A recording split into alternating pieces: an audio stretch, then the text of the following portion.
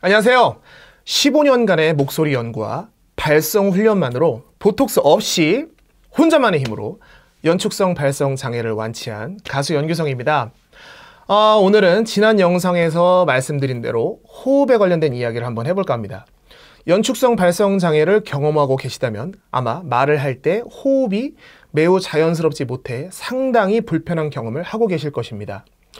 또한 호흡을 어떻게 편하게 했었는지 기억이 나지 않아서 복식호흡이나 흉식호흡 같은 각종 호흡법을 찾아보거나 배우려고 노력하고 계실 것이라고 생각합니다.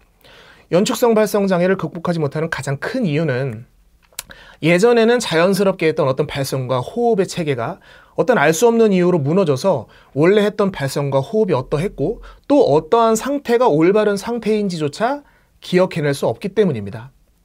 오늘 이 영상을 통해 호흡과 관련된 불편함과 궁금증을 해소해드리고 어떠한 상태가 올바른 상태인지를 말씀드리도록 하겠습니다. 자, 그럼 한번 시작해 보겠습니다.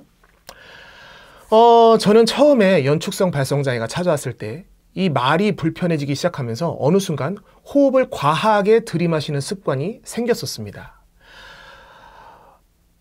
이렇게 말을 시작하죠. 그죠? 이렇게 말을 시작하죠. 이게 목조임이 먼저인지 불편한 호흡이 먼저인지는 알 수 없었지만 호흡을 과하게 들이마셔도 편하게 호흡이 나가면서 말이 흘러나가지 않았기 때문에 말을 해도 항상 숨이 가득 찬 상태였고 어느 정도 말이 끝난 후에 항상 한숨 쉬듯이 숨을 모두 한 번에 이렇게 뱉어냈었습니다. 그리고 이것이 계속 반복되어서 항상 말할 때는 이렇게 숨이 찬 상태가 계속 되어 있었죠. 네, 어떤 느낌인지 이해되시죠? 그리고 근데 이렇게 연축성 발성 장애가 몇 년 이렇게 지나다 보니까 그 이후에는 호흡을 과하게 들이마시는 상태에서 이렇게 아예 숨을 뱉어놓은 상태에서 말을 하는 습관으로 진화를 하니까 이제는 숨을 폐에 담지 않고 말을 하다 보니 말이 더 짧아지는 습관이 생겼었습니다. 이게 수영장에서 이게 처음 수영 배울 때 이게 도대체 숨을 어떻게 쉬어야 되는지 알 수 없잖아요. 그렇죠?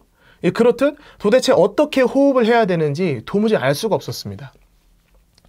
당연히 뭐 예전 호흡이 기억나지 않았던 건 당연했었고요.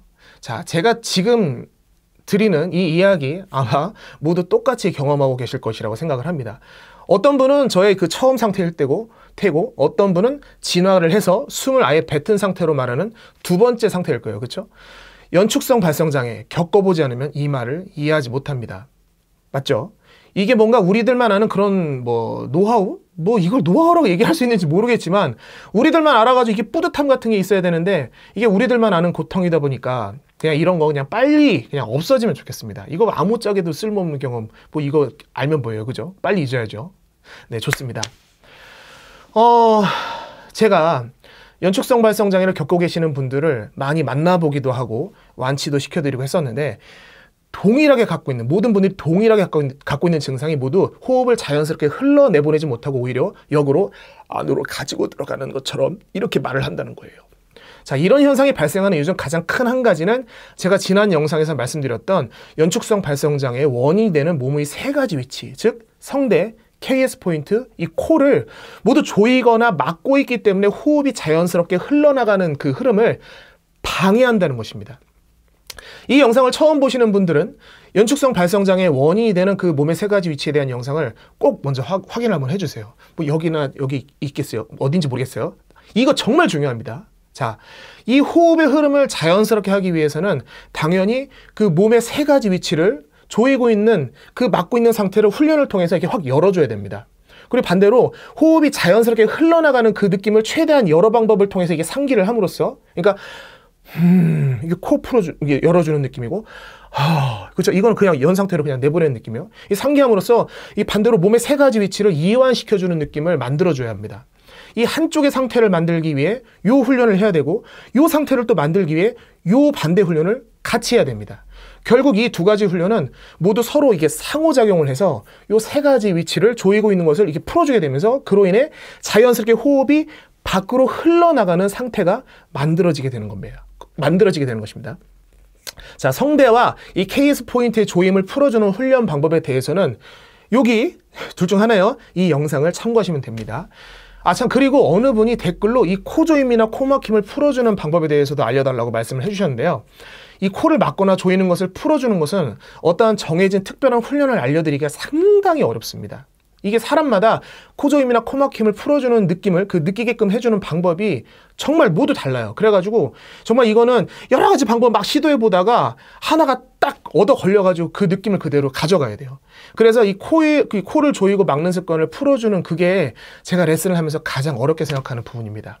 뭐 결국 해결은 해요. 그렇지만 이 시간이 정말 오래 걸리는 경우가 많습니다. 물론 굉장히 짧은 시간에 그걸 느끼는 분도 있긴 합니다. 자, 어쨌든 그 방법에 대해서도 모두 쉽게 연습할 수 있도록 방법을 한번 최대한 연구해서 영상으로 한번 만들어 보도록 하겠습니다. 자, 이제부터가 정말 중요한 호흡에 관련된 이야기입니다. 어떠한 연습을 하던 우리는 호흡을 들이마시게 되어 있습니다. 그렇죠? 연축성 발성장애는 결국 이 상체 과한 긴장에 따른 목조임 현상의 발생이잖아요. 그렇죠? 그렇다면 가장 우선적으로 해야 할 것은 이 상체의 긴장을 풀어줘야 됩니다. 그렇다면 상체의 긴장은 어떻게 풀어줄까요? 물론 뭐 정말 다양한 방법이 있습니다. 뭐 마사지도 있고, 그죠? 근데 우리가 이미 잘 알고 있는 가장 쉬운 방법이 있습니다. 그게 뭐냐면 그게 바로 호흡입니다. 자, 호흡을 한번 과하게 들이마셔 볼게요. 자, 어떠세요? 그죠? 몸의 상체 긴장도가 갑자기 확 올라가죠? 자, 그렇다면 호흡을 아주 짧고 조금만 들이마셔 볼게요. 자, 어때요? 그럼 몸의 긴장도는 거의 느껴지지 않는 상태가 됩니다. 지금 이 영상을 처음으로 딱 돌려보시면서 제가 지금까지 계속 말을 해오면서 호흡을 들이마실 때 얼마나 짧고 빠르게 아주 조금 숨을 들이마시는지 한번 확인해 보세요. 아마 정말 짧고 빠르게 조금 들이마시면서도 말은 충분히 길게 하고 있을 겁니다. 참 이게 뭐 대단한 것도 아닌데 대단한 게 돼버렸어요. 그렇죠? 그리고 여러분도 예전에는 저처럼 이렇게 짧게 그렇게 했었어요. 자, 그러면 모든 연습을 시작할 때 호흡을 많이 들이마시고 시작해야 될까요? 아니면 숨을 짧고 빠르게 들이마시고 연습을 바로 출발을 해야 될까요? 네, 맞습니다. 숨을 짧고 빠르게 들이마시고 바로 연습이 시작이 되어야 됩니다. 숨을 짧게 들이마시고도 절대 이렇게 멈췄다가 하면 안 됩니다. 바로 시작해야 돼요. 근데 아마 이런 생각이 딱 드실 거예요. 아니, 그렇게 짧게 들이마시고 바로 연습을 시작하는 것 자체가 목조임 때문에 잘 안 돼서 숨을 많이 들이마시게 되는데 어떻게 그렇게 하냐고 말이죠. 자, 제가 아까 연축성 발성장애를 발전시키는 원인이 목조임이 먼저인지 과호흡이 먼저인지 잘 몰랐었다고 말씀을 드렸었잖아요. 목조임이 생김으로 인해서 과호흡이 생기고 과호흡이 생김으로 인해서 긴장도가 높아져서 또다시 목조임이 과해지고를 반복한 결과가 연축성 발성장애로 발전을 하게 되는 것입니다. 이게 반대로 되어도 마찬가지겠죠. 자, 결국 그 두 가지 원인이 서로 안 좋은 방향으로 상호작용을 한 결과라는 거예요. 호흡을 짧게 마셔서 바로 뱉어내는 훈련을 이 목조임 때문에 쉽게 할 수 없다면 그러면은 어떠한 연습을 함께 해야 될까요? 네, 맞습니다. 바로 이전 영상에서 말씀을 드렸던 목조임을 푸는 연습 방법과 짧게 호흡을 들이마시고 뱉어내는 훈련을 함께 해줘야 됩니다. 자, 이렇게 해요.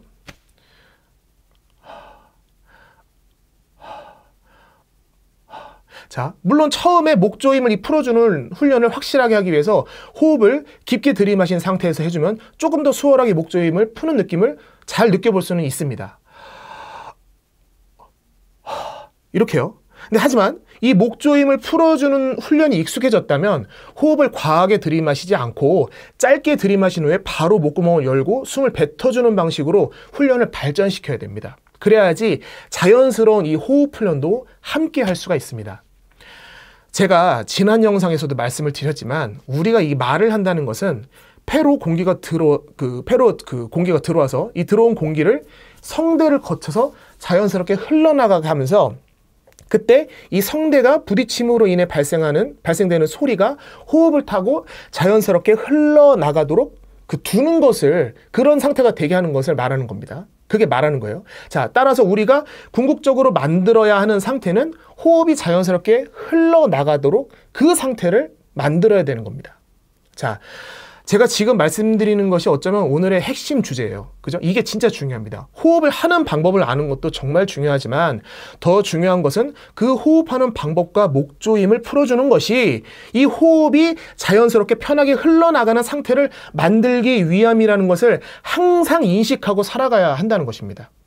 바로 올바른 상태가 무엇인지를 알고 그걸 만들기 위해 노력을 해야 한다는 거죠. 자, 지금 이 영상을 보시면서 과연 본인이 말을 할 때 호흡을 이렇게 흘러나가게 말을 하고 있는지 이렇게 잡고서 있는지를 한번 가만히 생각해 보세요. 아마 연축성 발성장애를 겪고 계시는 모든 분들이 거의 호흡이 이렇게 흘러나가지 않고 막혀 있을 겁니다. 그쵸? 느껴지세요? 그걸 개선하는 연습을 항상 해줘야 합니다. 자, 오늘 제가 말씀드린 이 호흡에 관한 이야기는 어찌 보면 너무 쉬운 이야기이지만 정말 가장 힘들고 어려운 이야기이기도 합니다. 저 알고 있어요. 네, 알고 있습니다. 자, 수년간 들여온 그 버릇과 습관을 하루아침에 고친다는 게 정말 쉽지 않은 일이에요. 그죠? 하지만 아무리 힘들더라도 어떠한 상태가 올바른 상태이고 그 상태를 만들기 위한 훈련 방법이 있다면 힘들더라도 열심히 하기만 하면 결국 연축성 발성장애 극복할 수 있습니다. 그 방법에 대한 결과를 제가 증명을 했고 지금 목소리로 그 결과를 들려드리고 있습니다.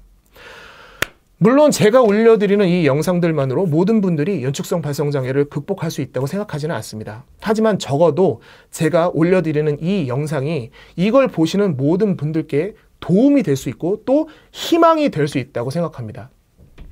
저는 제가 15년간의 연구를 진행을 할 때 희망이라는 게 없었습니다. 왜냐하면 아무도 이 연축성 발성장애 해결책을 알려줄 수도 알고 있는 사람도 없었고요. 자, 그 희망이 저에겐 그때 당시 너무 필요했었습니다. 그래서 그게 너무 힘들었어요. 그래서 제가 여러분의 마음이 현재 어떨지 정말 잘 알고 있습니다.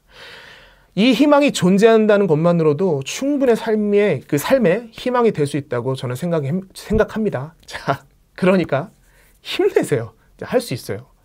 자, 제가 설명란에 제 카카오 채널의 링크를 남겨놓았습니다. 이게 꼭 레슨 문의가 아니어도 연축성 발성장애 해결에 있어서 도움이 필요하시거나 궁금한 점 있으시면 언제든 메시지 주세요. 그리고 꼭 채팅이 아니어도 댓글로 남겨주셔도 됩니다. 제가 아는 한 열심히 한번 설명을 드려보도록 하겠습니다. 아, 오늘 이게 여기 좀 많이 건조해가지고 이게 말이 좀 입이 바싹바싹 타서 말이 좀 절었어요. 양해 부탁드리고요. 자, 오늘 영상 여기까지입니다.